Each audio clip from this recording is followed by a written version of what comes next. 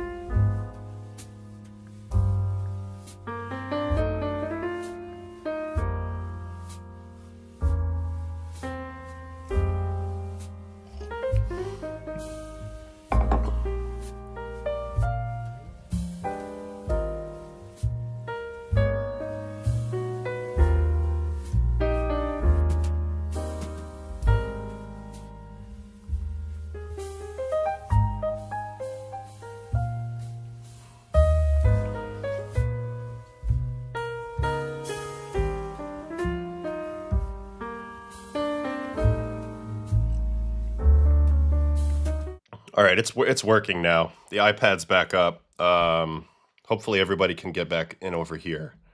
So sorry for that.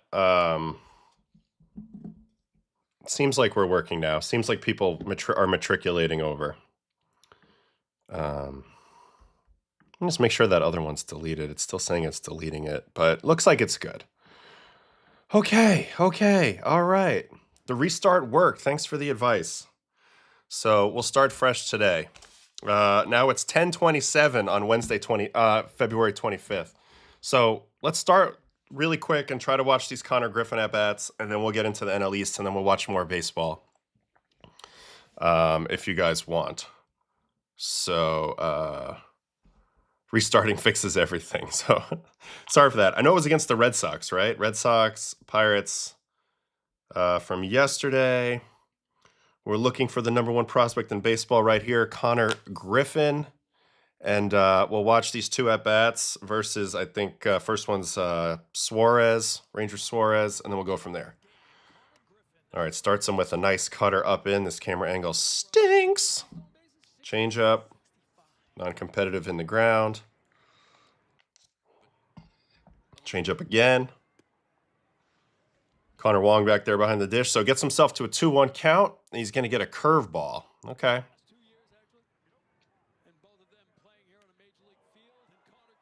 Damn, all over that. 2-1 curveball. 104.8 at 28. Right down the line. Interesting.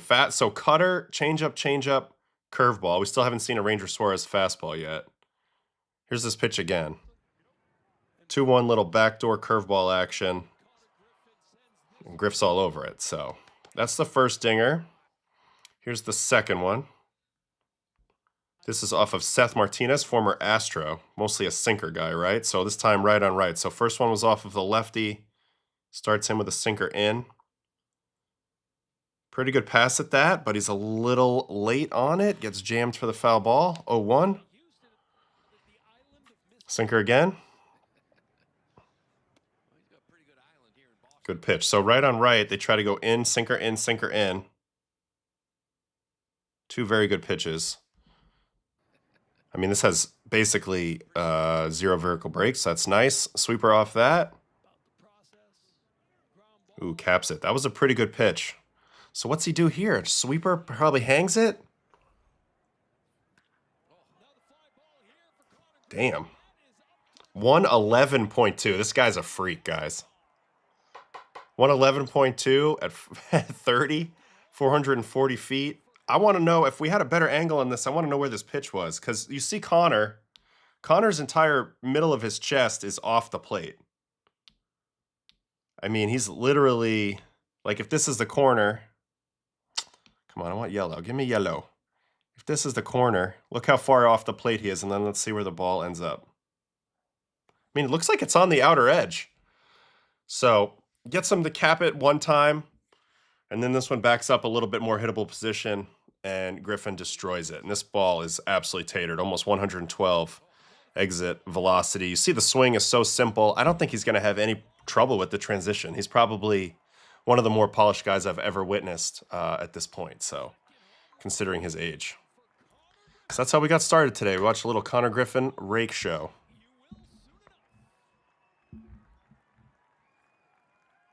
Number 75. They didn't want to give him a real number in camp.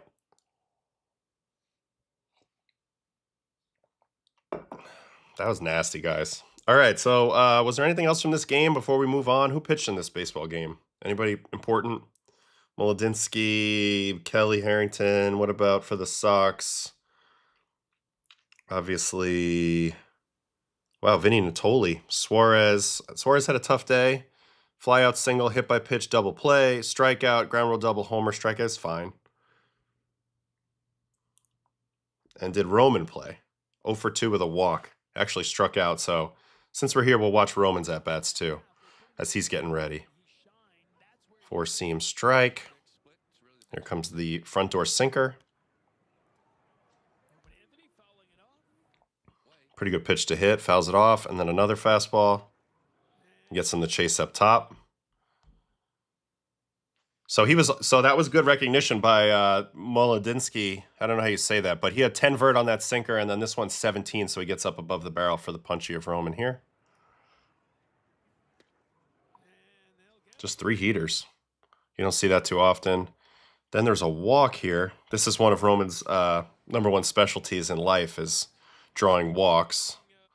There's also an overturned call in here, so we'll see it. All right, so 1-1. So they don't do this as much anymore, Jake, with when we're thinking about Konnor being held back, because to me, ooh, there's the tap. That pitch looked like a strike, bottom of the zone. Wait, hold on. Let's see what the ABS showed. Yeah, look at that. Just tickling the bottom of the zone. Very nice. All right, 2-2. Because now you can get a reward for bringing your guy up. So they did fix it to some extent. If your guy's finishes pretty high, it can benefit. There's some benefits to the club that actually allowed that promotion to happen. So, ooh, and now a 99-mile-an-hour thrower. Ooh, that pitch was pretty close. So in that way, there's not as much service time manipulation. Dano's on it right here. And I think, again, with the incentives, the way they kind of line up, I do think there's a lot of reason for them to want to push him onto the club. And honestly, like, I don't, he's been so dominant that if he dominates this spring, it's just going to look bad if they don't start him. Because the truth is he'll be up soon anyway. So we'll see. If the Pirates weren't going for a playoff spot, I bet they'd hold him down a la Skeens. All right, so Roman gets jammed a little bit on this ground ball, and he has kind of a ho-hum day. 3-pitch punchy, a walk, and a ground out. So nothing big to see there. And anyway, today is our NL East day. So let's get started with the NL East. And then we'll, if there's more stuff from yesterday you guys want to watch, then let me know after we get through the NL East. But I don't want to miss out on it because I have to do a radio spot at 12:15 in Toronto, on a Toronto radio station today, so I can't miss that. All right, NL East, here are the projections. Interestingly, Fangraphs has the Atlanta Bravos at 89-73, projected 1 win above the Metros and 3 above the Phillies. Those are obviously the 3 teams that are the class of this division.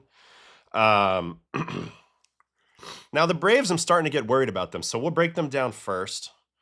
I don't think I'm going to project them to win the division anymore. I'm worried about their starting pitching situation, although I will say I think this lineup's going to bounce back big time this year.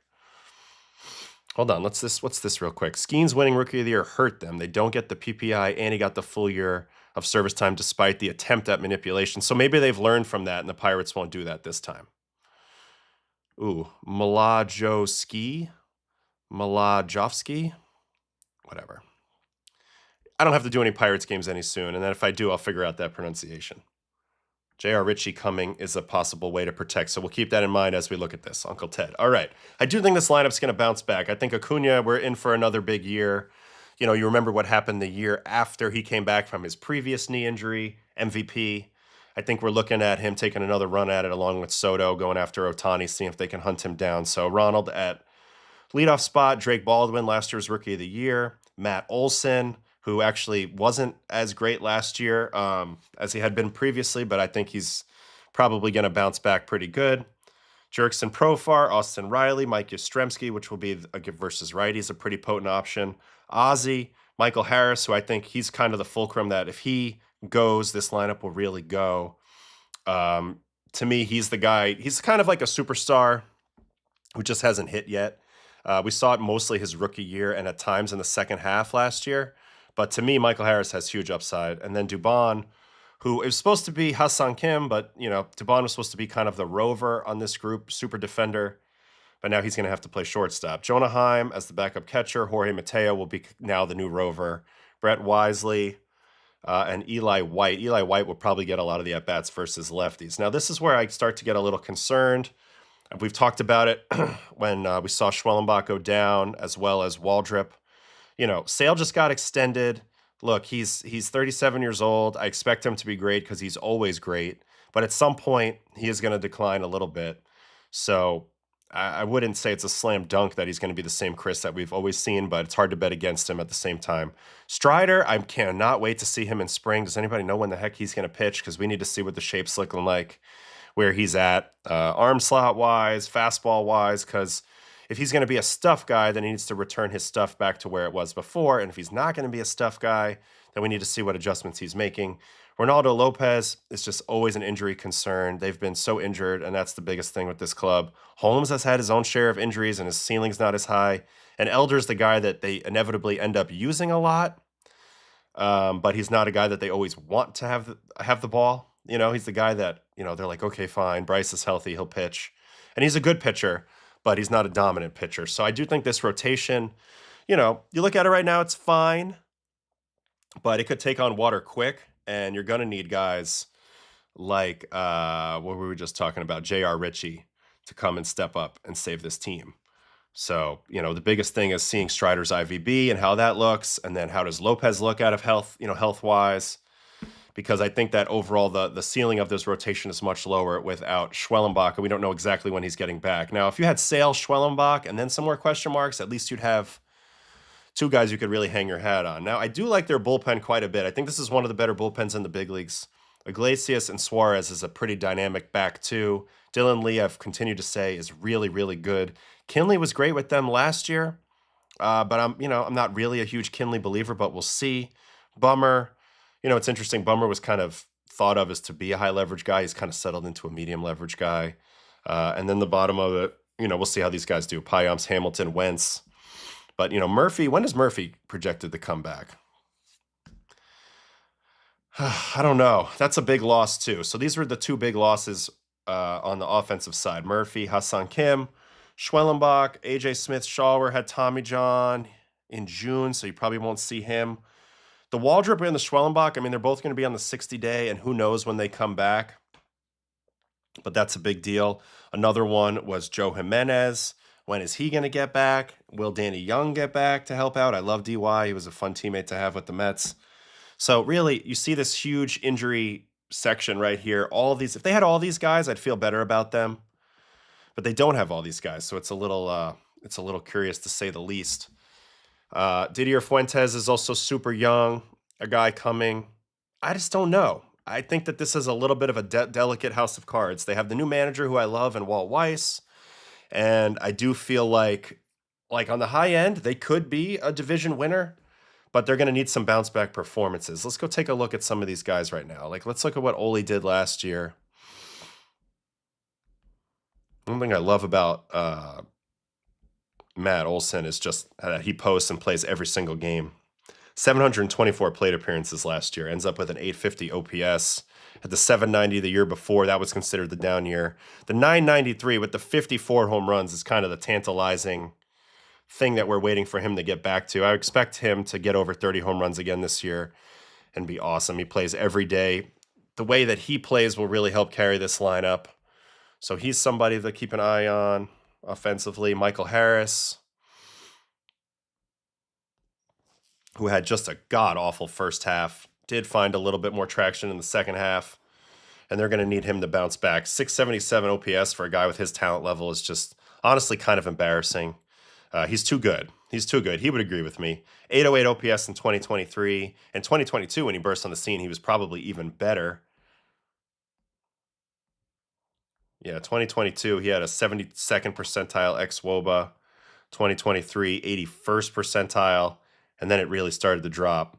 2024, and then look at 2025. Major drop off. The chase, first percent chase. And I feel like there was some stuff with his swing and his setup that was kind of making him see the ball a little too late. He wasn't making swing decisions. He wasn't able to see the ball deep and make proper swing decisions. He was struggling a lot with that. I know he readjusted his swing and things started to tick up at the end. You see his last 50 plate appearances, things were starting to get going again. So if that is a sign of things to come, then we'll be in a good spot. Yeah, he changed his stance midseason and did well. So that those changes need to hold on, get back to who he was. For my money, he's a great player. I mean, you see what he does on defense, sprint speed, and if he gets his hitting right, I mean, he's capable of being a 30-30 type of guy, even 40-40, if he could really figure out how to tap into that power. That's the type of ability that I believe he has. Only 24, but he'll play this year at 25. I mean, this guy's a tremendous player. Atlanta had issues with the fastball slider recognition on 2 strikes. Yeah, I mean, look, you look at the walk percentage, that's really holding him back. 2.5% walks is nutty. That's super nutty. So he needs to be a little more selective, maintain his aggression within the zone, but find a way to make his plan a little more simplified so that he can chase less. So that's my big concern there with him. It is a big drop-off, I think, from Ha-Seong Kim to Dubon personally. What about Ozzie? How's Ozzie been the last few years? I feel like Ozzie started to, swing a little bit of a quieter stick. Yeah, look at these last 2 years. 671 OPS, 707 the year before. Only 240, 306, 365. We're getting into I'm worried about Ozzie territory a little bit. The defense isn't great anymore. His biggest carrying tool is that he doesn't swing and miss a lot. But I'd like to see him return to form, although this is more of a trend than anything else. I mean, at one point, he was incredible on defense. Now he's not as good on defense. You see, the last 3 years have been pretty bad. What else here? Bat speed down to 10th percentile. Sprint speed, now he's a below average runner when he was a decidedly above average runner. I mean, for a guy who doesn't have a ton of strength in his game, can't really afford to be also losing your speed. So I'm a little worried about Ozzie, but he does have a lot of know-how. They're not looking for him to necessarily carry this offense. And I do think the group overall will be fine. But yeah, you can see a little bit of concern with those guys. I don't really know what to make of Profar with the suspension. What about Riley? I mean, Riley for me is a superstar player as well. And this is the thing, like over the years playing the Braves, it did feel like this was one of the toughest, most potent offenses. I know they lost Ozuna, but it's also just about returning to form a little bit. 737 OPS and only 16 home runs for Riley. Granted, he didn't get the full scope of at-bats. Just doesn't make a whole lot of sense to me. He's a neutral defender, obviously still doing a lot of things really well. You see that still swinging the ball, swinging it hard, hitting it hard, but too much chase, too much K. So him and Harris are in a similar spot. But I like the fact that they have a lot of chips on their shoulder coming into this year. He really struggled with 4-seamers and sliders last year. So that tells me that maybe his rhythm wasn't right. He wasn't locked in the right spot. All other metrics look fine. So I expect Austin to bounce back pretty good. How much do hitting coaches move the needle really? Tim Heyer seems to have a good reputation, but does it matter? A lot of it is, individual. It's hard to move the needle with an entire club. I mean, obviously you can have impact with your overall philosophy, and that can become a lineup philosophy, like if it's a pass the baton type of thing, or this is like what our new identity is. We're going to have a better 2-strike approach. A lot of what we heard Popkins doing with the Blue Jays, etc. But really, it's like individual guys have to click with the individual that's running the hitting. So what might work for one guy might not work for another. And I've talked about this with a lot of hitters over the years. It seems like there are 2 types of hitting coaches in terms of approach. There are guys that want you to go out there and hunt. a certain pitch, and there are guys that want you to hunt mistakes, and it's kind of hard to do both. So I always find that interesting. And then there's guys that specialize in mechanics, and there's guys that specialize more in approach. Hires seems to be a little bit of a mechanics type guy. I know he has an approach base as well, but when he was with the Red Sox, he was really working a lot of mechanics, and he was well liked and all that type of stuff. But who knows what the impact will be? It's just hard to tell. Again, individuals click differently with different guys. So I think that's the big thing. I do like Walt Weiss getting a second run as manager with this club, because I had him in Colorado. I think he's a great baseball man. I think he was a little hamstrung by some of the stuff the organization wanted to do, and quite frankly, some of the talent that he had that was still developing. But he developed really, really well a lot of the position players under his watch. Think about Charlie Blackmon became a star, Nolan became a superstar, Story became a superstar, LeMahieu went to another level. There were some pitchers that got their feet underneath them under him. So he was a friend to the young players, and I think that will be important, because to some other people's, to Ted and some others' point here, the Braves do have some prospects they're going to actually have to impact this team, J.R. Ritchie being one of them. Pitched quite well in AAA last year. We actually looked at him recently. He had 11 starts in Gwinnett with a 3.02 and a 181 opponent average. This guy's been hard to hit. Last year he threw 140 innings in the minors with a 264 ERA, 140 Ks, so one strikeout per inning, and only a 175 opponent average. So that's very encouraging headed into the big league level. J.R. Ritchie will be somebody that will definitely impact this club. Didier Fuentes got there last year. He's super young. He's like 21 still. Burkhalter, Lucas Braun. So they're going to need that pitching depth to really step up. But overall, when I look at the Braves, I do think this offense has potential to be a force again. But I'm banking on a lot of bounce backs. Obviously, last year was a little bit of a disappointing season offensively for some of these guys. And again, on the pitching side, I'm a little nervous. So I'm probably not going to project them to win the division. If I had to guess, take a step forward, take a step back, guys, which we haven't done, which we didn't do in the AL Central because I was just tired. Here's where I would probably land.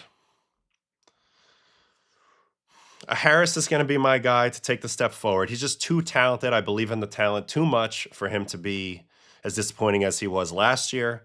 And in terms of taking the step back, it's hard to say. It's hard to do this, but I would say maybe Sale. I mean, as good as Sale is, it's been a pretty consistent run with the Braves.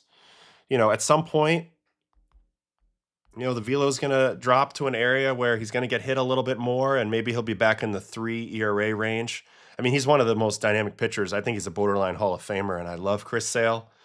But he's got a lot riding on him this year, and I could definitely see him. They're expecting him to be one of the aces, compete for the Cy Young, and I think he'll probably be in the next tier down. So I'm not projecting him to fall off a cliff, but I don't think he'll be at his peak this year necessarily. That would be my guess. I mean, shit, he's been pretty damn dominant, though, the last 2 years when he's been on the mound. So, again, that just set the expectations really high, and that's why I'm able to pick Chris in this situation. He's just such a fascinating pitcher. I mean, 8-degree arm angle as a starter, you just don't see a lot of that. You know what I mean? It's pretty amazing. Maybe we'll check out this Joe Mack Grand Slam when we look at the Marlins towards the end of this one. Littell would be solid here. There's still Giolito, who I guess they don't really have any interest in. Tyler Anderson's out there. There's a number of guys that are out there. I don't think they're going to be in the market for like a Patrick Corbin, but Littell could move the needle here for sure. Scherzer? Scherzer, maybe?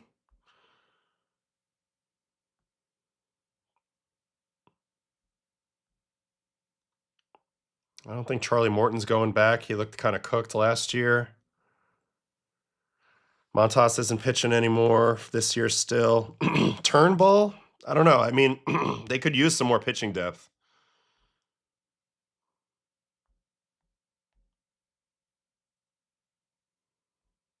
John Gray? Is he still playing baseball?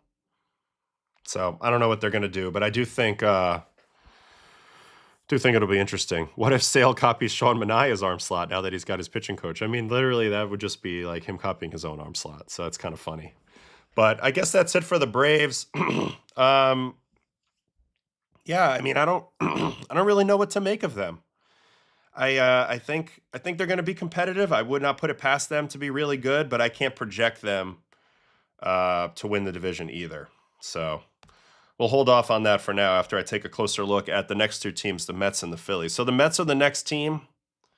I'm wearing the Metro sweatshirt today. Big fan of the Mets, of course. Watch all their games. Very excited for what they can do this year. I was scared halfway through the offseason maybe that they had missed out on some things, but they definitely righted the ship with a lot of really good moves, and we'll get into all that now. We've talked a lot about the Mets, of course, on this program, but they have a very, very interesting team, and in my opinion, a pretty high variance team. There's some things that could go wrong here, but I think they made some savvy moves as well. So right now you're looking at Lindor whenever he's ready from his hamate. Soto, who should be incredible this year, has his feet under him finally now. Bichette, Polanco, Semien, Beatty, Alvarez, Robert, and Benj currently penciled in. It could be Talkman. I wouldn't mind Talkman in there. He should have been a big league deal, and we'll see if Benj can just bang his way and knock the door down here in spring training. And if not, they're covered there anyway. I thought that was a great late signing for them. The concerns here on the offensive side, Lindor coming back from the hamate. He's always been a notoriously slow starter. If this delays his at-bats, maybe he's a slow starter a little bit further into the season, but maybe not. That's all just speculation, so we'll have to see. It's just a slight concern. Bichette moving to third. How much mental bandwidth does that take up? I think he'll hit, though. I mean, the kid can hit, wake up out of bed and he can go hit a fastball. So I think he'll be good.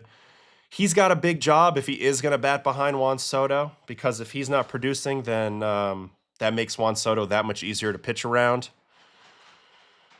Although Soto's now armed with legs, he can now steal some bases. But at the end of the day, it's hard to quibble with the top three. But I do think that there's a little bit of concern just with the hamate of Frankie, and then also just the defensive switch for Bo. Now, Polanco looked great last year offensively for Seattle. Now he's playing a new position as well, and who knows how that will go. But I do think a lot of the changes he made will probably end up being real. We did this exercise before when we looked at him, but you can see it's night and day from 2 years ago to last season. So he was a 17th percentile batting run value guy in 2024, and then he kicked it up to 83rd percentile this year. Ex-WOBA, huge jumps, expected batting average, huge jumps, and it all ties back to his strikeout percentage doing better. His whiff percentage is doing better.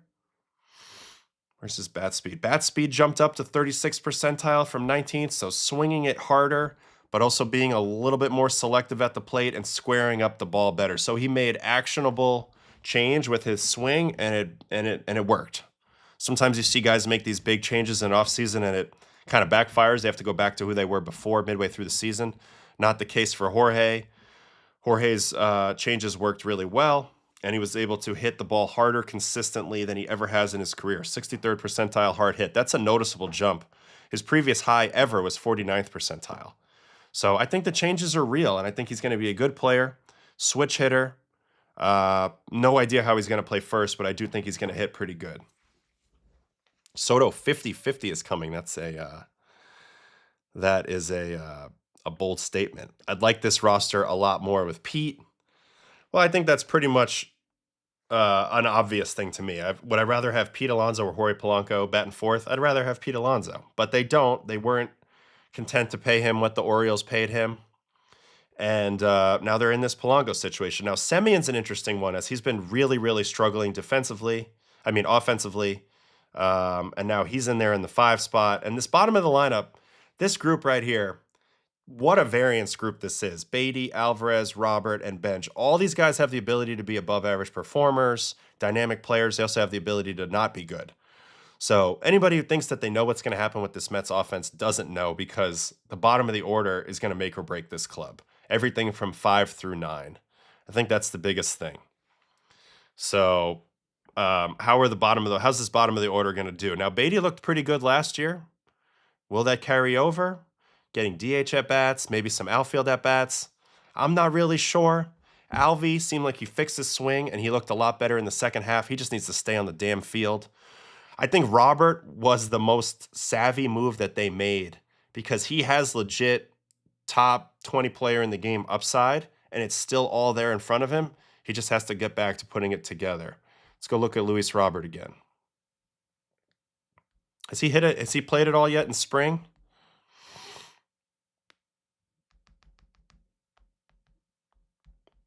And is it Robert? I think I'm going to call him Robert. I think this is either a huge hit or a huge miss type of season for the Mets. No in between, like you said, wide variance. I just think it's a wide variance. All right, so here's my guy, Luis Robert. The biggest thing, obviously, he's stunk the last 2 years, 657 OPS, 661 OPS. The biggest thing with him is that his tools are still there. The outfield ability, the sprint speed, the bat speed, those are all there. So he hasn't lost anything physically. He's only 28. He's going to have, okay, so Robert. We're calling him Robert from this point forward. And look, this guy's a monster. People were projecting him to be an MVP type. So all they had to give up was Acuna. They have the team option on the second year. So if he goes off, they can keep him for the price they want for an additional year. And if not, you cut bait after the 1 year. Did he look disinterested in Chicago? Yes. Is that a real thing? Don't know him personally. But I think this was a very worthy gamble. Now, what does he not do well? He swings and misses a lot. Whiff, K, chase, squared up. But maybe he'll hang around Juan Soto a little bit, and there'll be a little bit of osmosis going on there. And if he can just put a slight dent in these dark blue numbers and get his chase closer to back to league average and his whiff a little bit closer to even 30th percentile, everything's going to jump off the page because when he makes contact, boy, does he make contact. Let's look at a nuke. 441-foot dinger off of Fluharty last year. I mean, there's just very few people that have a tool package like Robert. Plus, I love what he's going to do to this team, anchoring them on defense. You know, Stearns talked a lot about what they want to do defensively this year, and look what they have up the middle. I know a lot of people have made this point, but it's important. Catching, they have the combination of Alvey and Terens. That's tremendous. Shortstop and second base, it's Lindor and Semien, ridiculously good. And then Robert in center, plus now they added Tauchman, who's a pretty good defender as well. Benj with big upside. So outside of those two corner positions that are big question marks, they are rock solid defensively up the middle. And that's where you want to be traditionally in baseball. So I love those moves by Stearns. I think that was a masterclass at the tail end of the offseason with those two deals specifically. The Robert, and then there was another one that I really liked. Oh, Freddie Peralta. This is the depth options on the defense. Terens, he's going to end up catching a lot also because he's unbelievable at throwing guys out. Vientos, there's no space for him, but if he's banging, he'll find his way in there, probably getting those DH at bats versus lefties. Maybe he'll end up at first base if the Polanco thing doesn't work out. Mauricio, who knows? Tyrone and Tauchman are now kind of battling for that fourth outfield spot, but that's a good competition. So this is a deep group offensively. And the Peralta thing saved their pitching, in my opinion. It was too much pressure to have McLean do it all. I love the Peralta trade. The only one I'm worried about that they gave up there was Jet Williams. I'm not worried about them giving up Sproat. I don't think he would have helped them this year. If he's pitching, then they're probably in a bad spot. So instead, they'll run this group out there, who all have upside and all have a little bit of reason to worry, except for the top two, in my opinion. Those guys are rock solid. Freddie P. and Nolan McLean. Those two are going to be an absolute dynamic duo at the top of this rotation. There's a chance McLean is already the ace, but he doesn't have to be now. Freddie P. can be the guy. He was tremendous last season for the Brewers. He's been incredibly durable. And this move, to me, saved the offseason big time. Because now you have an absolute workhorse stud who is going to be excited pitching on the big stage for the first time in his career. 3 seasons in a row, quality work. 3 seasons in a row, over 200 punchies. Great teammate, great vibes guy. I just can't say enough about this pickup. They're paying him $8 million. What's not to like? This is fantastic. Not to mention, their depth is still there because they still have Christian Scott back in this group up as well. Now, they need bounce backs from Anaya. I think a lot of that's health related. Can't wait to see what he looks like in spring. Senga, who the early reports have been outstanding out of spring training. Peterson wore down a little bit last year, but I think he's a little bit of the safety net of this rotation. You know, he's going to give you innings. He's probably not, trending towards an ace or a number 2, but I think he's a very solid number 3 or 4. Holmes, I think, was also very good, had a good showing. I think this is time for him to build on that and move up a little bit. But this is a good group. I mean, of all the rotations we've looked at, this is one of the deeper ones. There's some that have a little bit more firepower, but I think overall, this is a damn good rotation. And I think that they're going to be better than the Braves simply because of this group. Now, in the bullpen, Stearns always good at building bullpens. Generally, he has, a ton of depth built in for the inevitable, guys that get injured or underperform.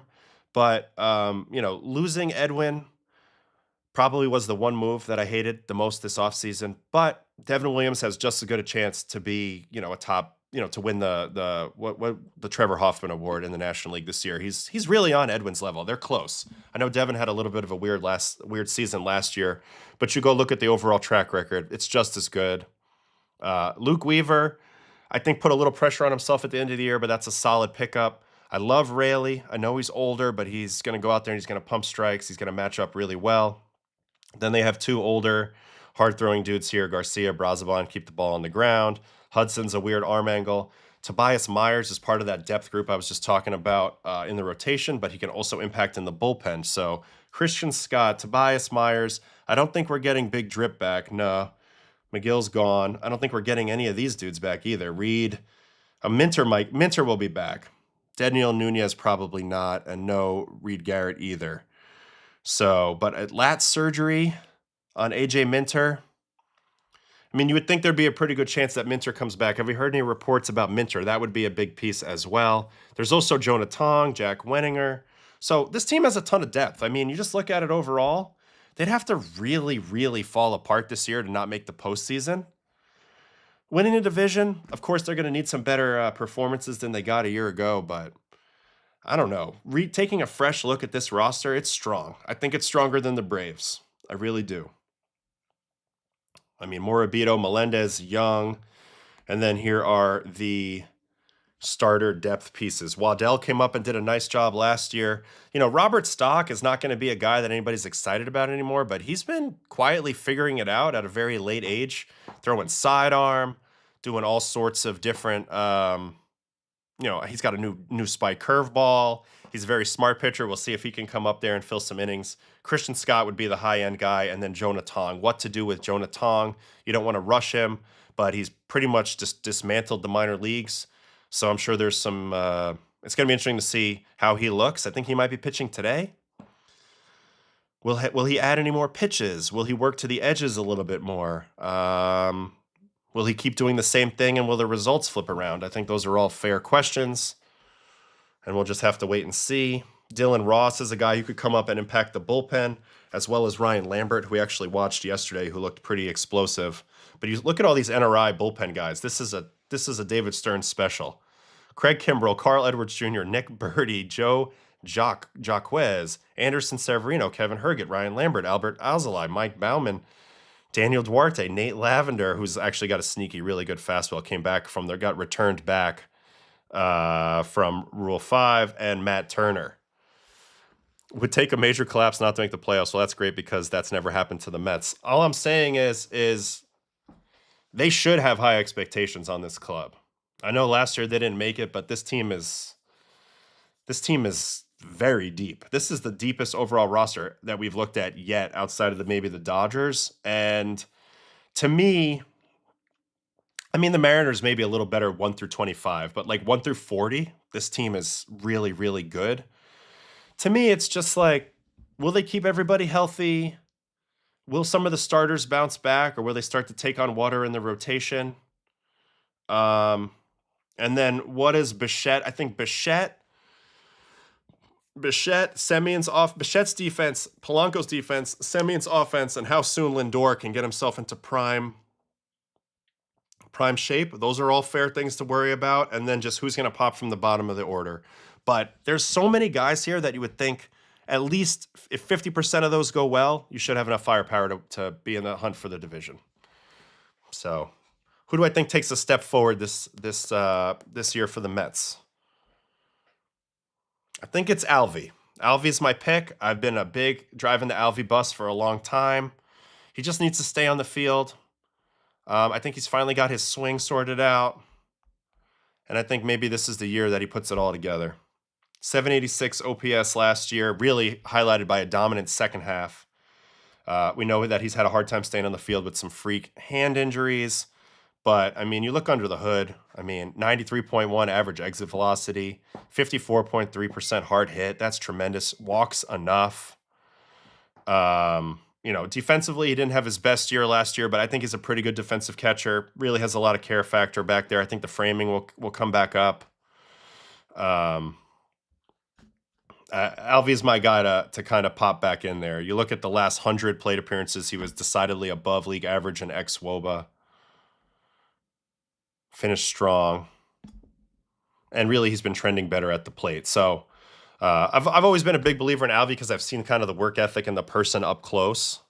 And I think he's due. Good comment here by Carl. In terms of taking a step back, it's a tough one. A lot of these guys I really like.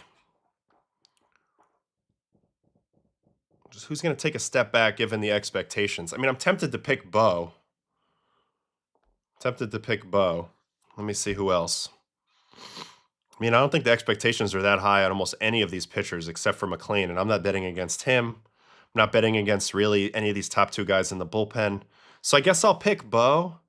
I just think, relative to what he's getting paid and that he's penciled in as a three-hole hitter on like the second most expensive team in the big leagues, the expectations are notably very high, and they should be.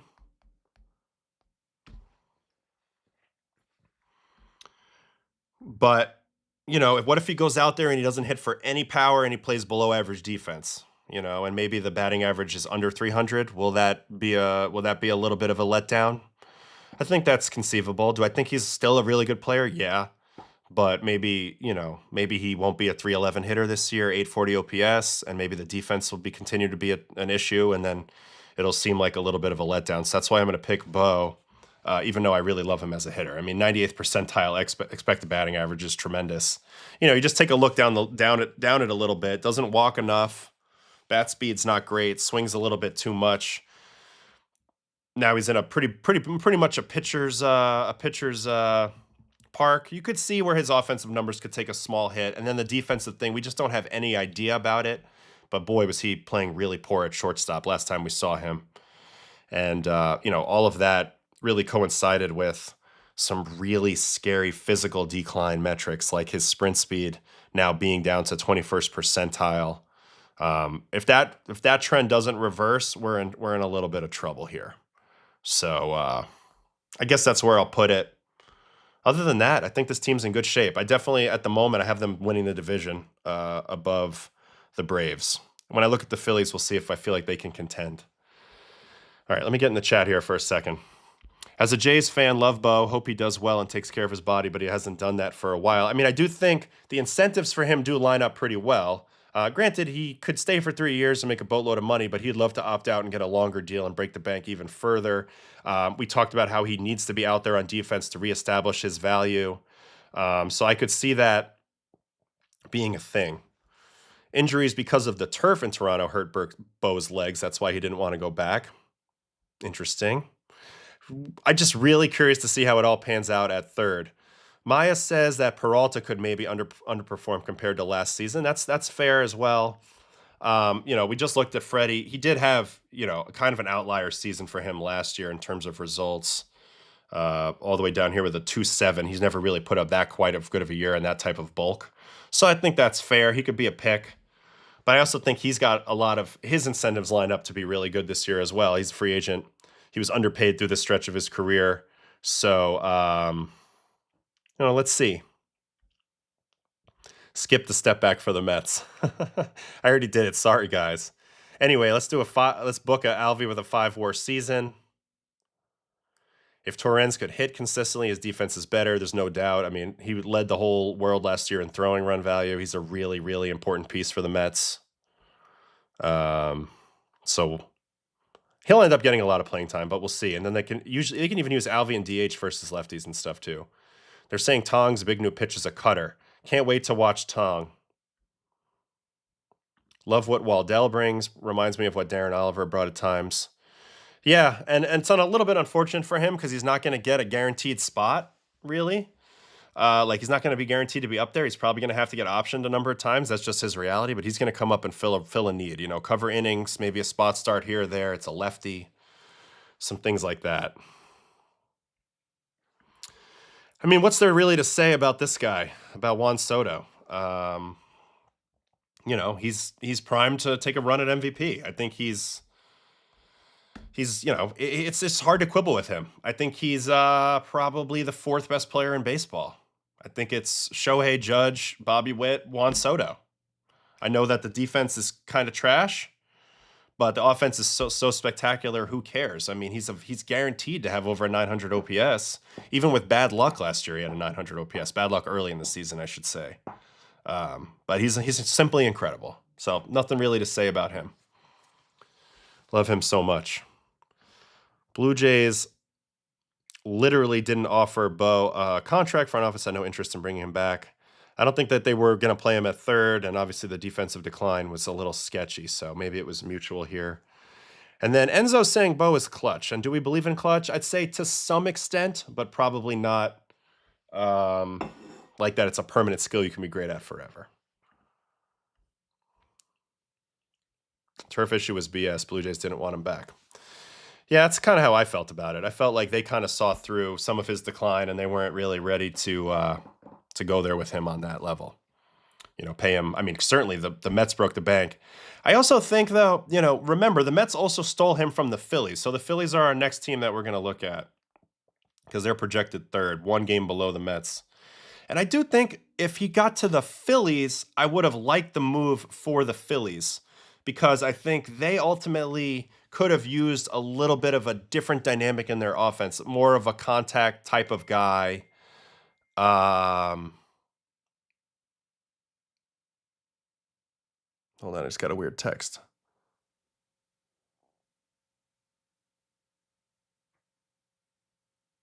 Anyway, I'll deal with that later. I think that he would have been a nice piece to add to this lineup, but he's not. The Mets went and they paid him and they took him, and now this is what the Phillies are looking at. Largely a similar group as before, no Castellanos. Trey Turner, Kyle Schwarber, Bryce Harper, Alec Boehm, Brandon Marsh, Adolis Garcia, which is kind of the replacement for Castellanos, and Max Kepler, Bryson Stott, JT Realmuto, and looks like Justin Crawford's going to get some run as a rookie.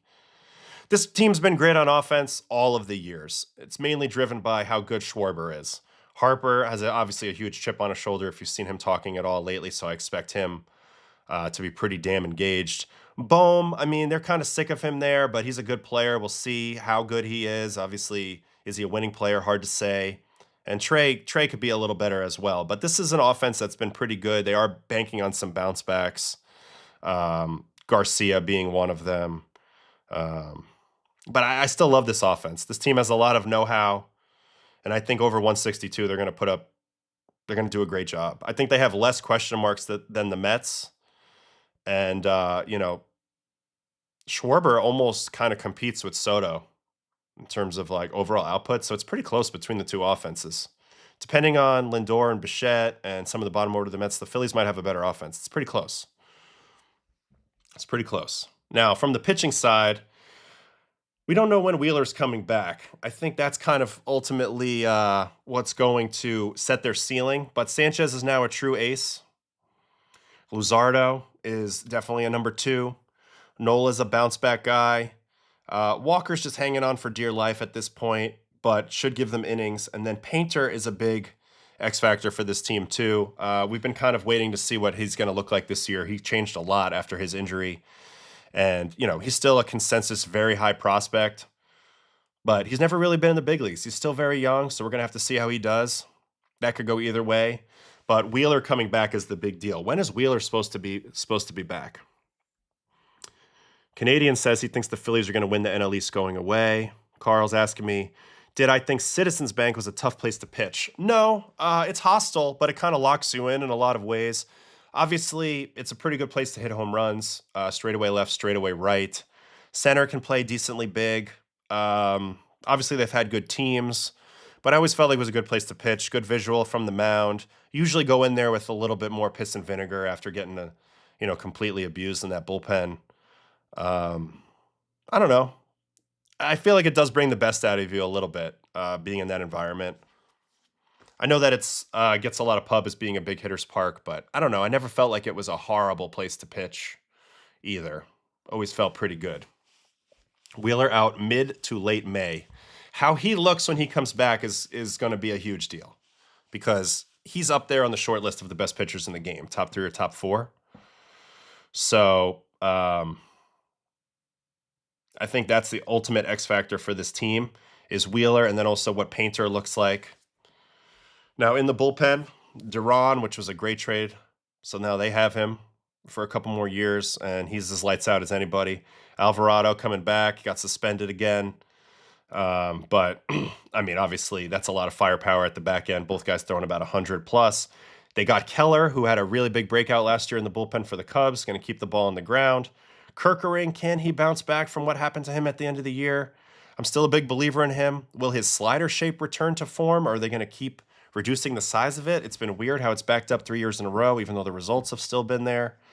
And then these last 4 guys, they're going to turn the back end of this bullpen, and we'll see how some of these guys do. Boland's an interesting guy that they got from Kansas City, but he's only got 116 days of service time, so I'm not going to get too excited about him until I watch him pitch a little bit more in this division.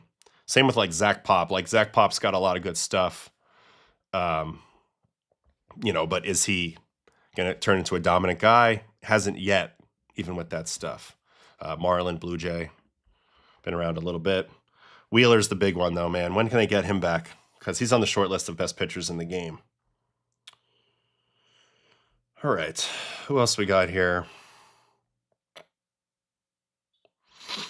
Here's the starters on the 40-man plus the NRIs. Cabrera, Correa, and Rangel. Bryce Wilson, Tucker Davidson. So it's not as depthy as it looks. They really are banking big on Painter. I think Painter's a big deal for this team. Seth Johnson, Chase Shugart, Max Lazar, Kyle Backus, Nolan Hoffman, and then they have a ton of NRIs. Mercado, Meza, Trevino, Genesis Cabrera, Trevor Richards, Robert, blah, blah, blah, blah, blah. So I think they'll be fine in the bullpen. Like they'll always find enough arms, and they have really high end at the back end. But they have some question marks in the pitching staff. What Wheeler looks like will probably set the ceiling, especially the postseason ceiling. They were in a bad spot without him going up against the Dodgers last year. Can't believe they traded Strom. Yeah, could Gio make sense for the Phillies? They might not like him in their ballpark, but I think he can make some sense. Taijuan Walker, I mean, I love Taijuan. We were teammates. He just he's been hurt a lot. I think he's been pitching through so much pain the last few years, and I think that's really showed up. Last year was actually a little bit more of a useful year. He managed to put up together a 4.08 and 123 and 2/3. That's actually pretty solid given what he's got physically at this point, but the whips tell the story. 131, 172, 141. He's just struggling. A lot of base runners, not getting any Ks anymore, 16% K percentage. So he's hanging on for dear life, and certainly they'd like to upgrade his spot. But for right now, they don't have anybody ready to grab that mantle. So that's the Phillies. Who's going to take the step forward for the Phillies? It'd be easy to say Harper after the, am I not elite comments, but I have no idea.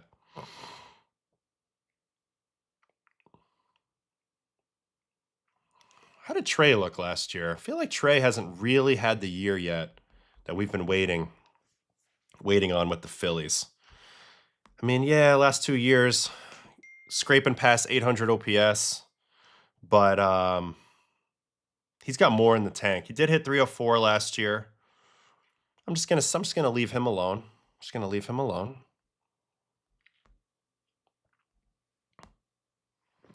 So it's pretty easy to pick like maybe a Nola, because I think now all of a sudden people are kind of down on him.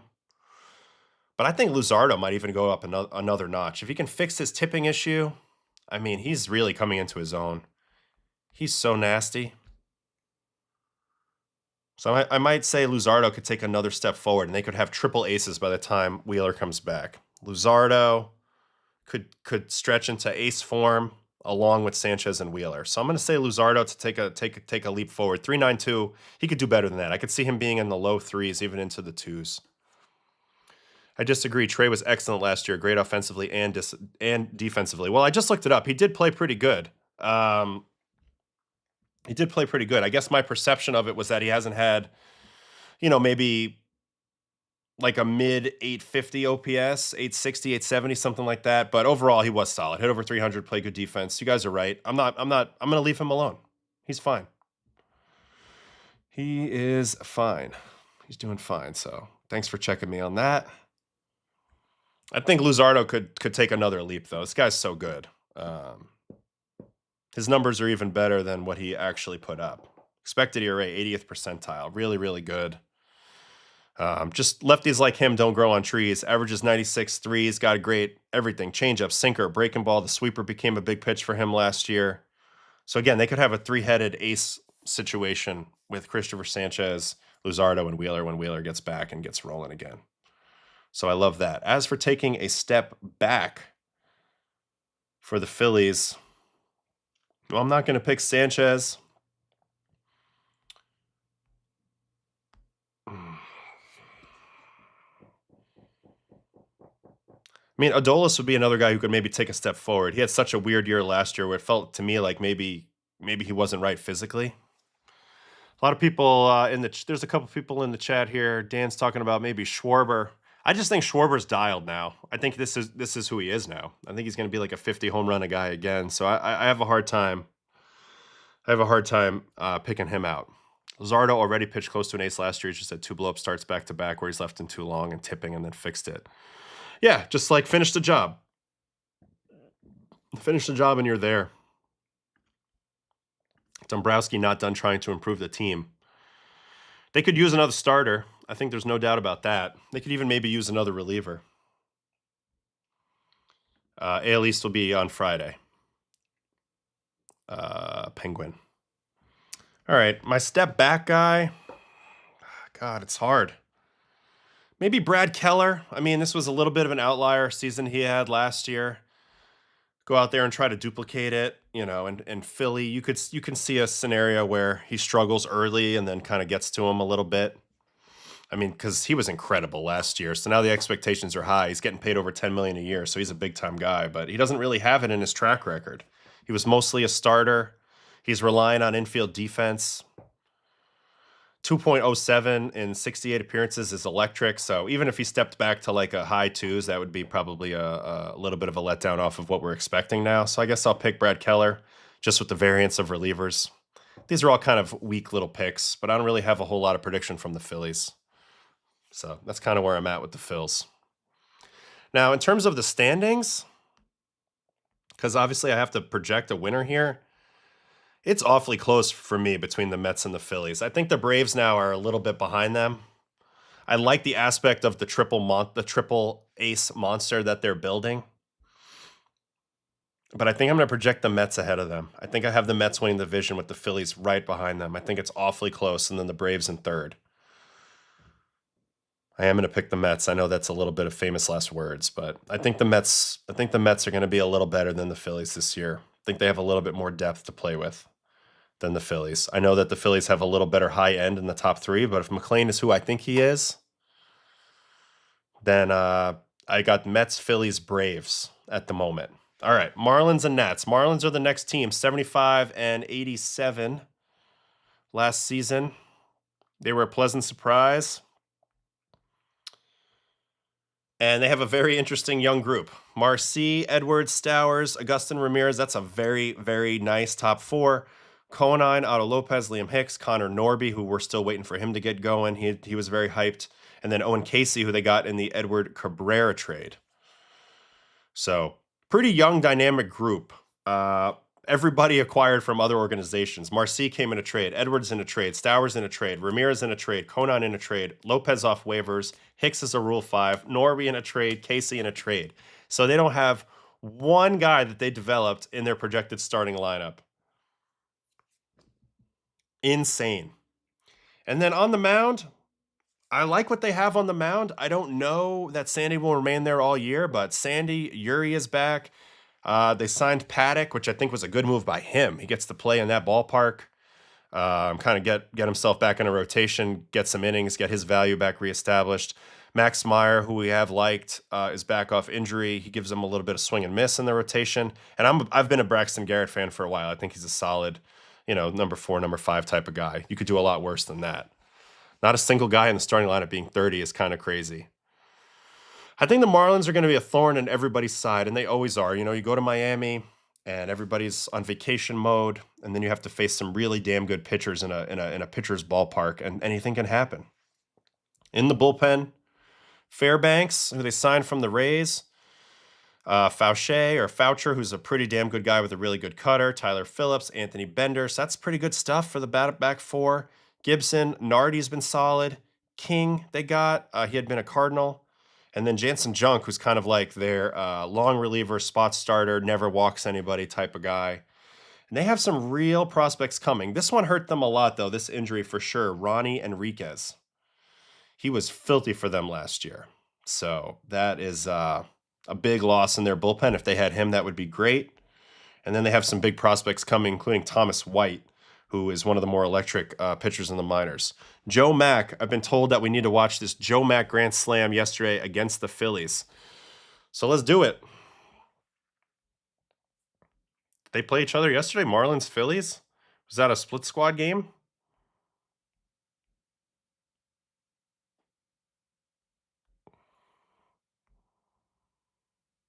Mack. All right, let's watch this dude. We don't have a broadcast angle, center field angle. First base, we have high home. We have no angle, so we can't watch it. That sucks. We tried. This game wasn't televised. So we tried. Sorry about that, Dragon Boss. What do I think about the Marlins? Like, again, they're going to be a thorn in the side. Do I think they're making the postseason? No. Do I think they could finish any better than 4th in this division? No. But they're an interesting team with some guys coming. Thomas White is one of my favorites. He's a very highly rated prospect. He's got ridiculous stuff. Look at the stats. They're crazy last year because he does it with crazy walks. 89 2/3 last year on 3 teams, 145 strikeouts. Excuse me, sir, but that is, quite frankly, a joke. So, the stuff is electric. I mean, he's got a 60 fastball grade, 65 slider, 55 changeup. They can keep this guy throwing it over the plate, then we'd be in a good spot. And here's Joe Mack, catching prospect, 45 hit, 50 power, 40 runs, 60 arm, fielding 55. Maybe if I go to video here, and that's just him talking about hitting a home run. Let's watch him hit a home run here. Tyler Johnston, not Tyler, but who was here, Troy Johnston, who was a Marlin before, told me about Mac. He said he was going to be a pretty good player. So this is a fall league home run off Waldechek. No, AAA. Ooh, down in. Smell you later, ball. Damn, nice swing.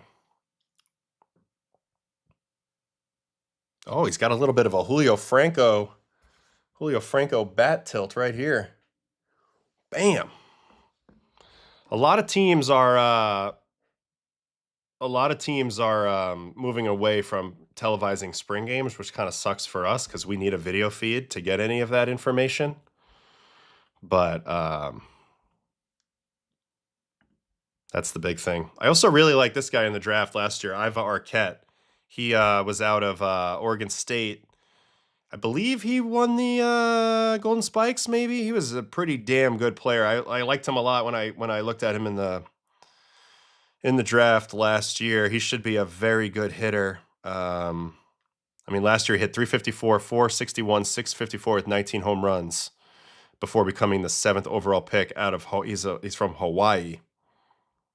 6'5", 220. So he should be interesting. Just getting going, but he'll be coming pretty fast. Casey Snelling is another lefty that we like. So they have 2 good lefties coming. Thomas White and Snelling. This guy put up excellent numbers in 11 starts in AAA, 1.27 ERA. So something about the Marlins, they're incredible at developing pitching, and even that's with organization, the people in the front office changing and all that. It just seems like they never miss a beat. They always have a young arm coming. So White and Snelling are two guys to be excited about. That should really affect it this year, and that makes it a little easier for them to trade Sandy. And if Sandy comes out guns blazing and then they do trade him, whatever they get for him will also help strengthen this farm system. But again, I can't really project them overall, any higher than the first three teams that we looked at. Okay, to take a step forward this year, sheesh, I don't know. I'm a huge Kyle Stowers fan. I know he took a step forward last year, but I love Stowers' combination of a short swing plus above average bat speed. He's built to hit the top of the zone, which is something that a lot of guys aren't. He's so freaking good. He's just starting to get going. Last year put up a 912 OPS in that ballpark, which is crazy. If he could find a way to reduce his strikeouts, he'd be even more deadly. So, love Stowers. I don't know that I'm going to project him as my guy to take the step forward now that he already did, but I wanted to look at that for a second. What about Konnor Norby, man? We've been hearing a lot about this guy for a while. He was the guy in the trade for Rogers, who went back to the Orioles and ended up putting up a great year last year. Guys who had been in the Orioles system, like Reed Garrett, would tell me a lot about Konnor Norby and how he was a believer in him and that he thought he was going to be big time coming. He should get a chance to get all his full amount of ABs this year, so we'll see. Didn't really show much last year, but this is going to be his chance to actually show something. I noticed him years ago. I remember watching a minor league highlight of him, and I remember thinking he just has a little bit too much going in the swing. Let's see what it looked like last year. This is a homer. Oh, yeah, he really simplified that. That's a good swing. 96 up in the zone pitch. I'm gonna just project him because he's a guy that has a lot of long-standing hype around him, and overall, somebody's got to pop from this team offensively. So I'm gonna pick Norby, and then to take a step back. They don't have a lot of people with huge expectations. The guy to pick would probably be like a Yuri Perez, but he's such a freak. Can't pick him. I don't know, maybe Fairbanks. First time with a new club. They're probably expecting him to be super, super locked down, and maybe he's a little bit less than knocked down. So we'll just say Fairbanks, just because he's a guy with expectations when they don't have a lot of guys with expectations. But that's really all I have on the Marlins. Anything else we have here? Here we go. Why do you think the Marlins deal with so many pitching injuries, though? Are those results at an expense? They seem to deal with more than most teams. I've been yet to find a team that doesn't have this issue, but I don't really have a great amount of insight to it, except a lot of the guys that have gotten hurt there are just such electric guys with such crazy amount of velocity, and anytime you throw super duper hard, you're always at more risk of injury. So I haven't been able to watch them up close. I haven't been in the clubhouse to see how they're managed or not managed. One thing I hate that the Marlins are doing, and maybe this will actually help them in their record, but I hate it overall, is the whole calling every pitch from the dugout thing. And I think they're pretty dug in on doing that this year.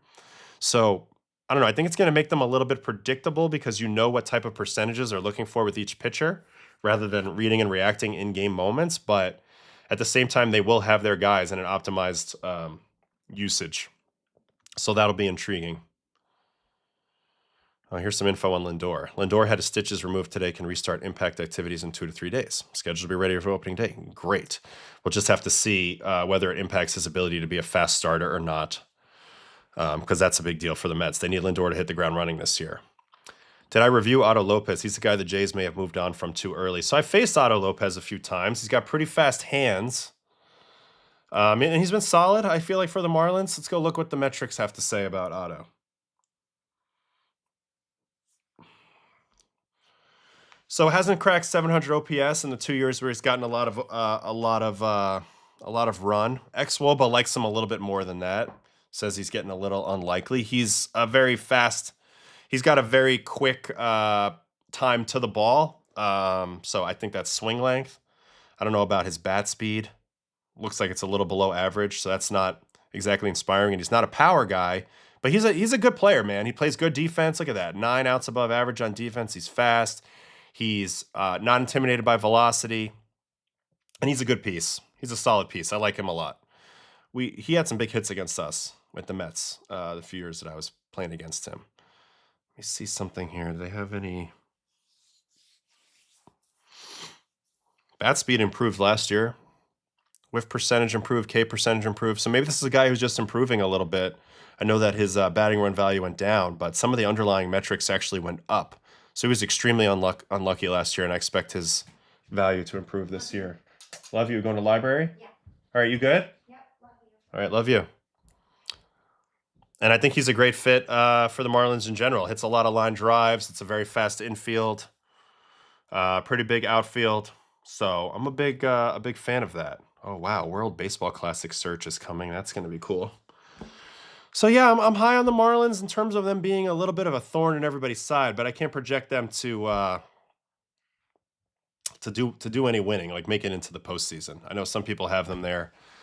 I don't have them there. All right, one more team to go over real quick. It should be the Nats. Nats are projected to finish last in this group. They're kind of in a reset. They traded away some of their assets, Mackenzie Gore, and a couple others, and now they are super young. You thought that the Marlins were young? This team is super young as well. 23, 25, 23, 24, 25, 27, 22, 25, 26 in the projected opening day lineup. Now, we love James Wood. If he can just eliminate his swing and miss in zone, it's game over. He doesn't chase. He's got stupid pop. He's pole to pole. I think he's on a rocket ship to, perennial all-star status. He's my favorite player on their team. CJ Abrams, very good player, trying to make the leap to great.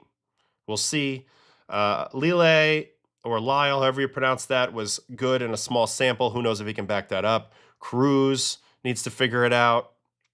He's going to get a big run here. He's just getting his feet under him as well in the big leagues. He comes with a lot of pedigree. Garcia's been there a while. Kiebert's been there a while. They've been underwhelming. Brady House, we haven't seen it yet. Jacob Young is all defense, no offense. Like, this team's not going to score runs. Plus, like, their best 3 hitters are all left-handed. They're going to be easy to match up with. They're never really going to have to give in to James Wood. They're not going to score a lot of runs. They're going to be a bad team offensively. And I think that's maybe a little bit by design with Taboni looking to replenish the system. And I like a lot of what he's done. They have a ton of shortstop type guys coming. But this is going to be a reset year for the Nats for sure. On the mound, too, this has got to be a bottom barrel rotation as well. Michaelis, Cavalli, Lord, Gray, Griffin. I mean, they're big leaguers, but this team's going to be close to 100 games losing, in my opinion. So, the bullpen is a disaster too. My guy Drew Smith did sign with them. I was helping him with this decision. Part of it was looking at this group and seeing that the high watermark in service time was Richard Lovelady at 3 years and 52 days. So if Drew is himself, he could be the closer of this team come opening day or midway through April. So that's a great opportunity for him to reestablish himself. But overall, this is just a very inexperienced bullpen. Sure, well, they'll have some stuff, of course. But they traded away like Ferrer out of here. They traded away Finnegan out of here. So they're not trying to pay anybody any money to be in this bullpen. And they're just kind of, again, this is a reset year. This is a development year as a group. And I believe that the Nationals are headed back in a good direction. They have new management, as I've mentioned, very young management in Taboni and now Buterez as the manager. But I think this is the beginning of them kind of reestablishing who they are. And hopefully they're good enough to take advantage of James Wood before he's out the door. That's kind of all I really have on the Nats. I do like the Harry Ford trade. They got Harry Ford for that Ferrer, so it gives them another potential upside at catcher. Other than that, I mean, what's there really to be excited about except for the prospects? So we have to go look at the prospects. They have a nice group of prospects. For me, this is what you have to look forward to. The 3 big shortstops: Willits, Gavin Fine, Luke Dickerson, and Seaver King. So 4 shortstops in the top 10. That's good. Somebody's going to pop out of that group. Eli being the number 1 overall pick. Harry Ford at catcher, a couple pitchers. I know Harlan Susana throws like 103, so that's some velocity. Travis Sikora. And they're rebuilding from there. So that's kind of the story with the Nets. Not a whole lot to break down on them. Step forward, take the leap forward for them. It's got to be Dylan Cruz. He's just too talented. He was supposed to be the #1 pick, not Paul Skeens. Let's not forget. Skeens kind of took his lunch money and went from there. But he's got all the tools. I mean, he hasn't shown it yet, but he's fast. He's a good defender. He's got above average bat speed. This guy has good pedigree. It just sucks he doesn't hit left-handed, so he's going to have a lot of tough matchups. But I do believe this guy's going to develop into a solid regular. He's so young. He's always felt like kind of like one of the chosen ones. So Dylan Cruz has to take the leap this year, and I'm excited to watch that happen. Let's see what it looks like when he actually does get into one. Off of Dean Kremer. Nice swing right there. I mean, he doesn't have enough in his swing that concerns me. I think it's just getting used to this big league pitching and how guys attack him. So Cruz is my pick to click and take a step forward. As for taking a step backward, I mean, not that they have a ton of guys with huge expectations, but you know I'm not going to pick against my guy Wood. I just think there's nobody really with any expectations on this team. So I'm just going to skip it. I'm not going to pick anybody to take a step back. I think Keibert is kind of old news at this point and probably on his way out of a starting job. Let's go look at Keibert Ruiz's metrics real quick because he's a guy who came with a ton of promise, and it just hasn't really shown up in the results. I mean, he had a 595 OPS last year, a 619 the year before. You see, he's another one of these guys who just doesn't want to strike out, so he swings a lot, just puts the ball in play, but he has 0 walks, doesn't do any damage.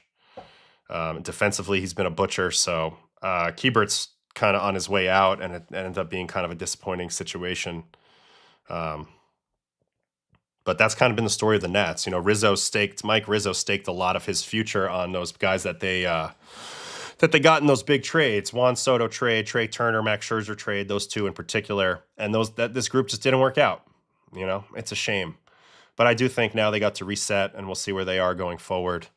Always have enjoyed the Nats organization, playing in Washington. I think they have actually a sneaky, pretty good fan base there. We'll just have to see, but don't expect anything out of the Nats this year. So my final projections for the NL East, I got Mets eking out the Phillies, and then the Braves right below them, and then I have Marlins and Nationals. So I disagree a little bit with the projections. I mean, barely. They had the Mets finishing 1 game behind the Braves, but I think with the Braves' injury concerns and the overall depth of what the Mets have, I am projecting them to come in first place. So all those people who think I'm a Mets hater, it's just not true. It's just not true. I have one thing that bothers me, but that's it. Other than that, I definitely believe in a lot of what they're doing. And that's kind of where we're going to wrap up our NL East talk for the day. So let's get back into some more games, huh? Or at least let me get into the solo shot and talk to you guys a little bit more. Do I have high hopes for House or Cruz? Definitely Cruz. Definitely Cruz. Cruz's pedigree is pretty strong, even like in big-time SEC. I know he got to the big leagues a little rushed, and it can be a little overwhelming, but I think Cruz will eventually figure it out. Canadian baseball has the Nats losing 90. I think they're going to be close to 100. I really do. Who did they get in the Alex Call trade?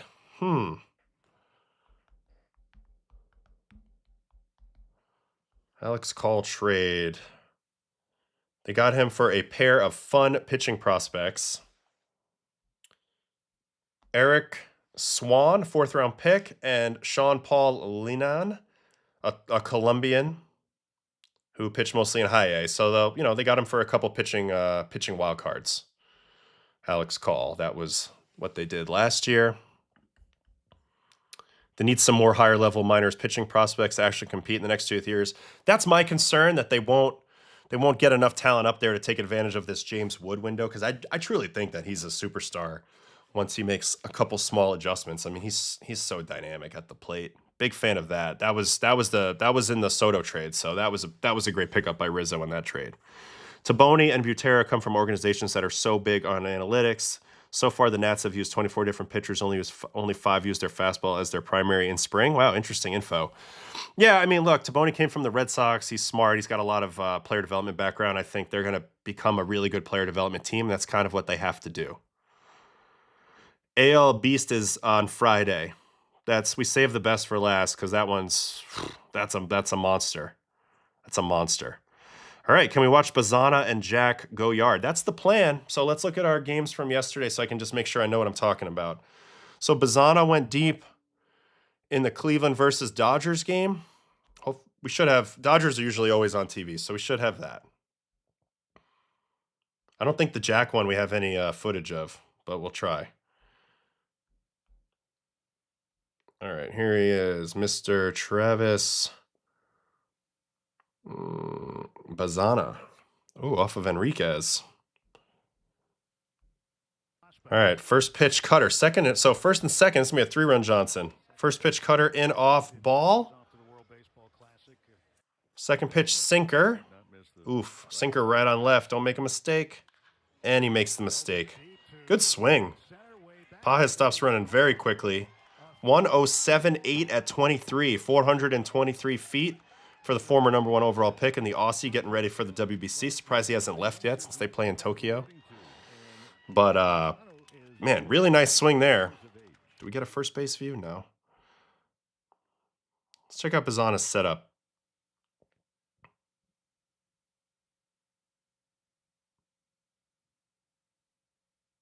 I mean, he's geared to hit the bottom of the zone. Really nice swing there. So that was pretty nice. See you later. All right. What was the home run from Caglione? That was against the Reds. I don't know if we have video. Let's see. I know he hit it out of sight, though. So Kansas City and Cincinnati. Do we have any video of this? Do we have high home? No. Only have his ABS. So we can see that he demolished a pitch, but that's it. We don't have it. That's a bummer. Yeah, we watched the Konnor Griffin right off the gate. That was the first thing that we looked at yesterday.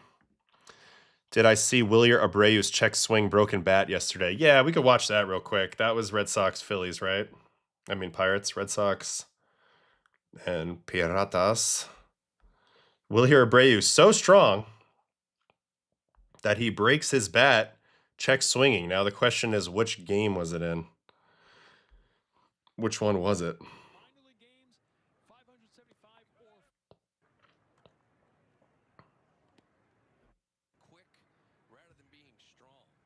It's not this, obviously. So it's not this at-bat. Anyway, now we're watching all of Wilyer Abreu's at-bats. Oh, there's Konnor Griffin at short. He made that look easy. That's a good thing to see. All right, next AB right here versus Harrington. Ooh, 89.8. Yeah, baby, I love that. That's about what I'm going to be throwing in about a week. So it makes me feel good. Oh, there it is. Dude, you are strong. Or that bat was already broken and you didn't know it. Holy cow. How do you do that? Let's watch it in slow motion.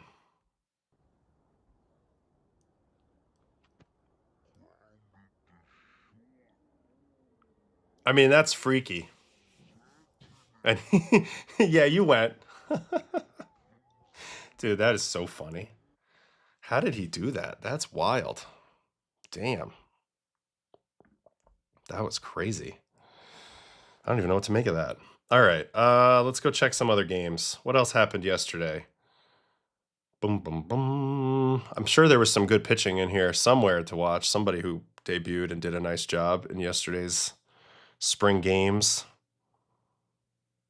Let's check out this Cubs Padres just to see if there was any action in here. Imanaga. Ooh, we should check Imanaga to check that velocity. Yeah, let's see if we can check Imanaga. All right, Imanaga versus, well, I guess I could get the player breakdown.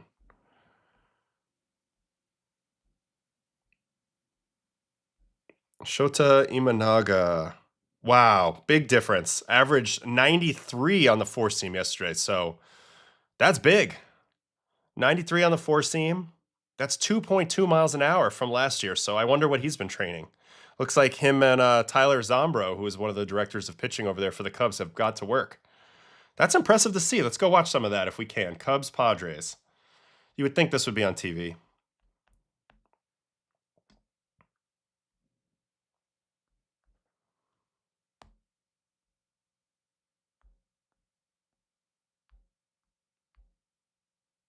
No. Not on TV. So we can't get it, but he was up. Yeah, we can watch this in a second. He was up through 2 miles an hour, 2.5 miles an hour. That's a big deal because when we looked at Imanaga last year, that was like one of the things we were worried about was the velocity drop. You see, last year he averaged 90.8 on the fastball for the season. And the previous season, oh, hold on. I'm stupid.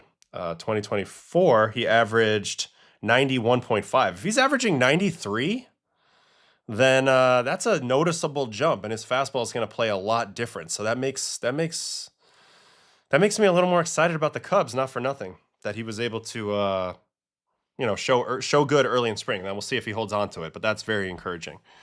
All right, Max Clark's first inning against Atlanta yesterday was a disaster. Sometimes you just have days like this. Sun was in his eyes, and he just wasn't ready for it. So this was the first inning from yesterday's game. Who would have started this game? Was it De Jesus? Here's the first one.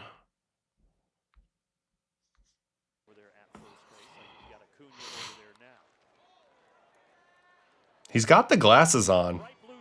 He just missed it. I think he tracked that ball fine. I'm not really sure why he missed this ball.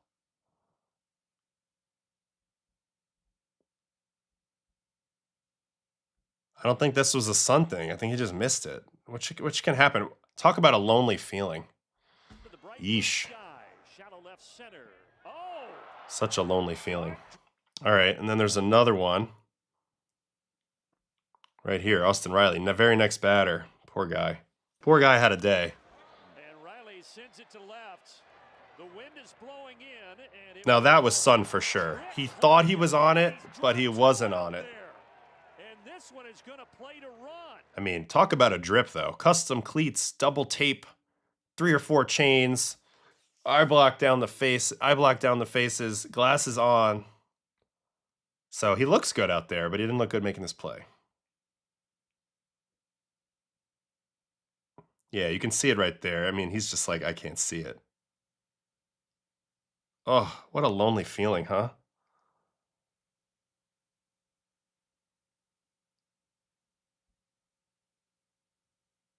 Ugh, poor kid. Was there something else that happened? Well, here's one he catches.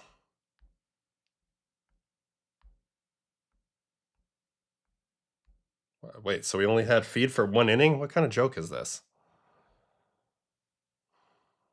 So weird.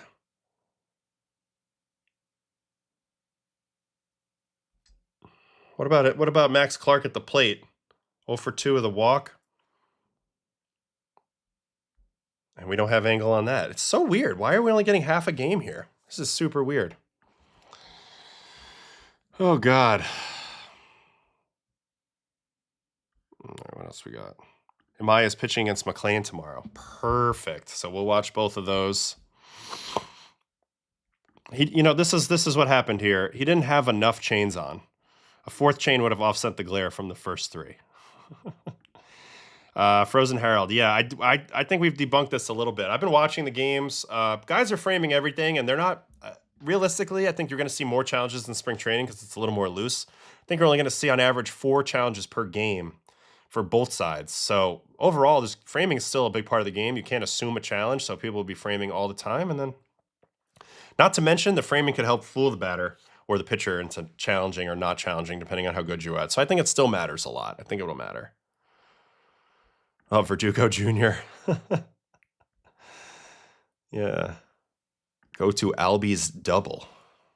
We got an Albie's double here.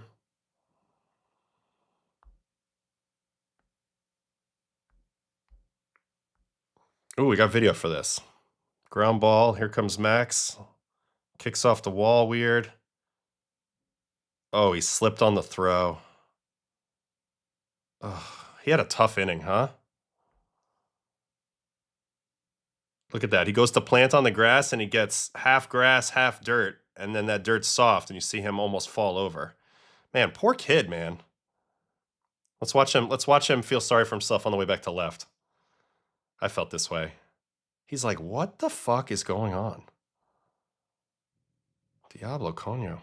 Tough, oh shit, you guys can't see. All right, we'll do it again. Sorry. Sorry, guys. I haven't done that in a while. All right, here's the play again. Watch him. But the Braves will get some runs out of it. Watch him slip. And slip. Heads for second. So that's all in the first inning. 2 missed flyouts, and then he slips trying to throw this ball. Oh, poor guy. This ump had 6 consecutive ABS challenges overturned in innings 1 through 3. Isn't there a part of the zone that the ABS consistently gets wrong? So I think what's interesting is that the ABS is measured to midway now on the plate. And I think that's the thing that, you know, back in the day when we would talk about the ABS, a lot of pitchers, like even myself, I would kind of puff my chest out and be like, man, you give us the robot zone, we're going to dominate. But I think that's if the zone was at the very front tip of the plate and you could land breaking balls in the dirt that would tip that. But now that they've backed it up a little bit, I think this is advantage, big time advantage hitters now. I think the top of the zone feels smaller. I think that especially left-handed hitters who are used to getting pitches called this far off the corner away from them, you know, now they can challenge that and get out of that. I think that's a big deal. I really do. I think this is advantage hitters now. So I think offense will tick up a little bit with this ABS system. But if you're a pitcher, don't complain. Everybody has to deal with the same thing and just go ahead and do better, you know? Essentially moving the mound back. Well, in terms of called strikes, at least. So we'll see. ABS adds drama, but doesn't make the calls better. I mean, the guys are still calling it all the same until they kind of get used to the box that they're calling. But I think that, I do think that, you know, it's just in big leverage spots. We'll get to find out if it's right or not. And I also think it adds drama, which to me is the fun part. So this won't be broadcasted tomorrow. Imai McLean. That does suck. That stinks. That is stinky. Was it Yankees Blue Jays yesterday? There was some stuff from.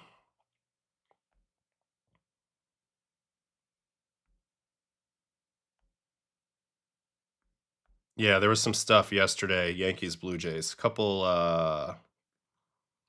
I watched a little bit of this last night. Will Warren gave up a couple early, looked good late. Jake Bird did all right. For Toronto, interestingly, Rogers got kind of whacked. This is the Goldschmidt dinger off of Rogers. And I like the fact that some of these, well, at least from a Yankee perspective, that some of these Yankees guys got to go ahead and get a look at Rogers. The more you can see him, the better, and you're going to see a lot of him this year. This ball's demolished by Goldie to center. 108.5 off the batter's eye in Dunedin. And Rogers has got one of the lowest home run rates like ever. So in a way, this might be a good thing for the Blue Jays because he's not likely to give up more than like 3 or 4 home runs all season. And if he gets one out of the way in spring training, maybe that bodes better odds-wise for the regular season. But anyway, great swing by Goldie here. He had a good game in general yesterday. And, you know, I know a lot of people are complaining about the run-it-back Yankees, but I think there's still a lot of talent with this running back Yankees. Here's a double that Goldie hits off of Jesse Hahn, who I haven't seen in a long time. Sits on that sweeper nicely, pounds it into the left. There was also a Bellinger at bat versus Rogers.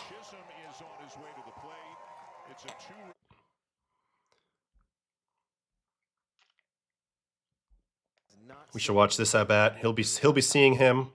And one thing I'm going to talk about a little bit on Friday when I talk about Yankees and Blue Jays is, you know, I think overall in terms of who's projected to have the better record, it's a pretty good question. It's a pretty big question because the Yankees do have, you know, last year they scored the most runs in baseball. I mean, there's a lot of things to like. I think stylistically, in head-to-head matchups is where the Blue Jays come out a little bit ahead. The Yankees have a lot of questions to answer in terms of can they hit the Blue Jays starting pitchers, particularly Savage and Gausman consistently, as well as can Rodon and Fried get out the Blue Jays, which they did not do consistently in the regular season or in the postseason. So we'll talk about that more on Friday. But you know, it's just it's going to be interesting to see head-to-head how that manifests itself. But in terms of the 162, I think the Yankees have a good shot of, you know, having a better record than the Jays still. So it'll be interesting. Jazz got a hit. Let's see what this looks like. The batter is Jazz Chisholm Jr. And he's got himself a base. He's looked good early in camp. He's getting ready to go play for the UK, Great Britain. And, you know, that's about it. I don't think Okamoto played, so there was nothing to see there. Schneider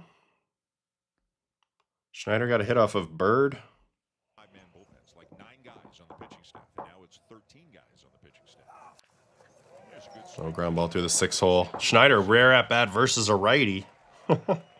Jake Bird, tough righty too. But that's it for this game. What other games should we look at? I only have a few more minutes, then I got to go in a little bit. The plate is the plate. Doesn't change. We have tech that can nearly 100% tell if it went over the plate.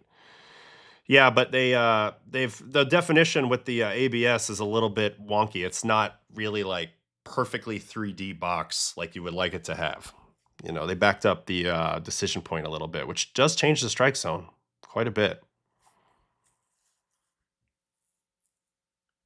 What else we got here? Not many of the Jays regulars played yesterday, which is a little surprising. They were at home. Usually when you're at home, those guys play. So.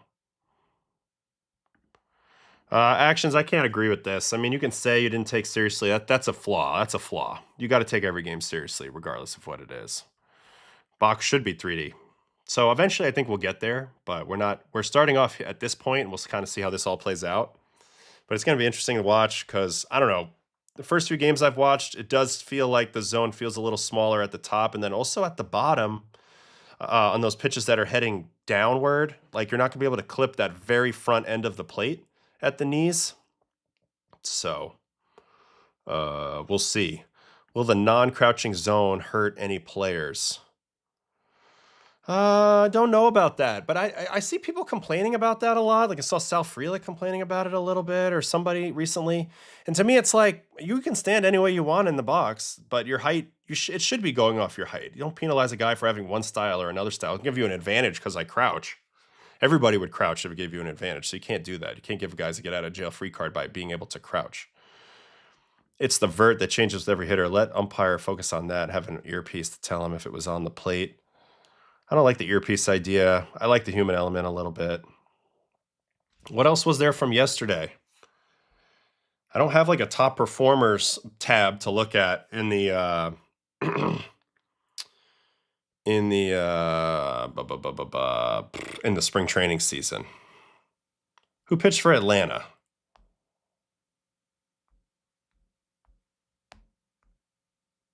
Nobody. Oh, Ronaldo Lopez. We were curious to see how he would look. So maybe I have a minute of Ronaldo Lopez stuff.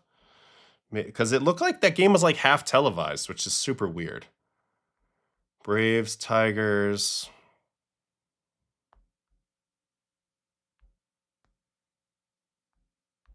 All right. Wow, 89.5 first fastball. Let's see if he works that up. 90.5, giving me a little bit of hope with this absolute slow stuff. Slider, 91.9 fastball. So up to 92 here with the first batter.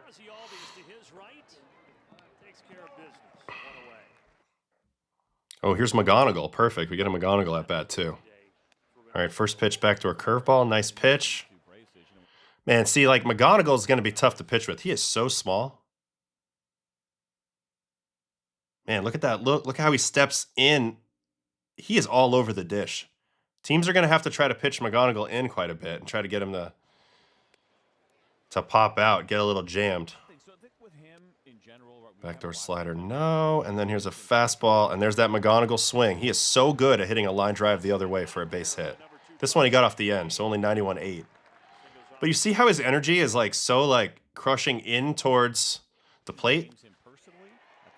You're not going to be able to pitch him down and away. He's going to take those hits all day long. So first couple looks at McGoinigle have been pretty impressive in terms of I think he's going to be tough to pitch to. They're going to have to work him inside if we're a righty.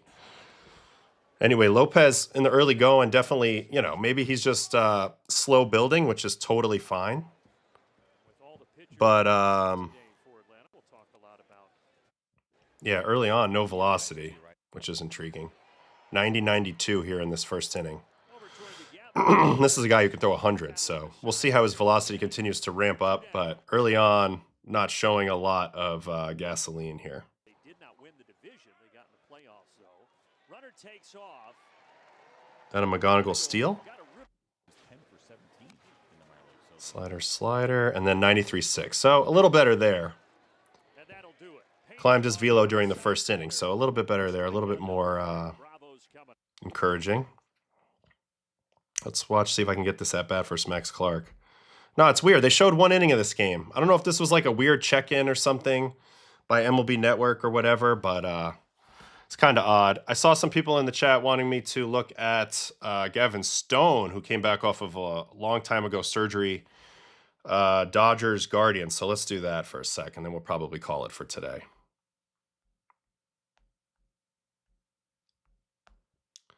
This guy, you know, it's just they have such an embarrassment of riches, the Dodgers. So we're gonna get to watch a couple Gavin Stone pitches here. All right, 95-2, first four seam.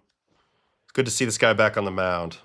Of course, the Dodgers just have old guys, they have young guys, they have stars, they have guys they developed. Ooh, nice combio right there. So four seam, change up. Here's the slider. A little too high. Check swing, Nolan Jones, and then change up. Gets him out front. He's got a nice change up. Can of corn to left. Teoscar out there at left today. And then two punchies. First pitch, change up, ball.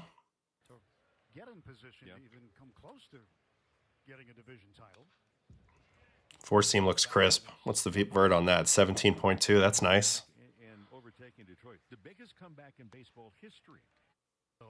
Change up. Is that a split? Check out that grip in the glove.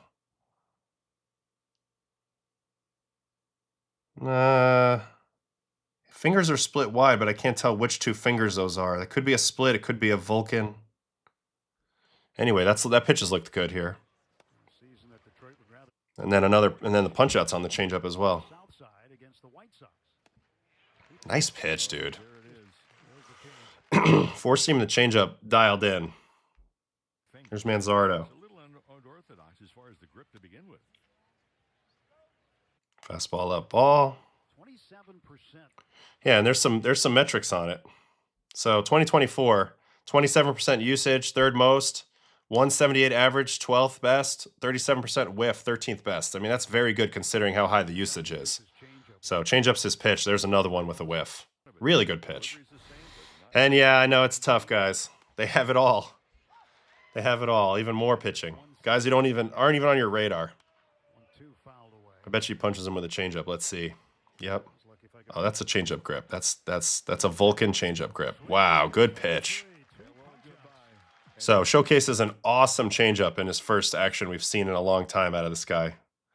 There's that grip. That's a good look right there.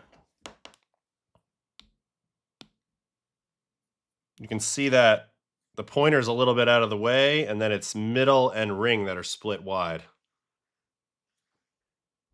So pretty nasty right there from Gavin. And he punches out two guys with changeups. All three outs with changeups in that first at-bat. You know what I like about him, too, as a starting prospect is because of that, he's going to be really, really good as a reverse split guy, which means you can't really mess with his lineup too good. You know, you can't just stack 7 or 8 lefties against him and ruin his day like you could against a guy like me. Stone and Sheehan getting ready to eat every inning from May to July while the big boys rest up. It's true. It's part of their philosophy. It's part of what they do, and they're damn good at it. So anyway, that's it for me today. Thanks for hanging. Sorry with the technical difficulty at the beginning of the show. Cost us really 20 minutes today. Me being late, plus not being able to get the iPad online. So I sorry about that. That kind of stinks. But we'll be back on Friday. We'll do the AL East. We'll watch more spring games. And then we'll get closer and closer to WBC. I'm headed to Arizona on Sunday. You know, at that point, maybe we'll go every day while I'm on the road for a little bit. You know, we'll do a little bit. We'll have lots of baseball to watch. There'll be WBC stuff going on. So it'll be good. It'll be fun. Thanks for hanging with me. You guys are the best, and I'll see you on Friday. I think Friday, not sure whether we're going to do night or day yet. I think it might make sense to do night, actually, baseball after dark on Friday, because my wife and oldest daughter are going to be out of town Thursday through Sunday, so that means it's just me with the other two kids. I have to get Archer at 12. I'm leaning towards baseball after dark on Friday, so I'll put up on the upcoming, but I think it's going to be a 9 o'clock p.m. Friday stream. So I'll see you guys then. All right, have a great rest of your day. If you're up here, stay out of the snow because it's snowing again. All right, thanks guys. See you later.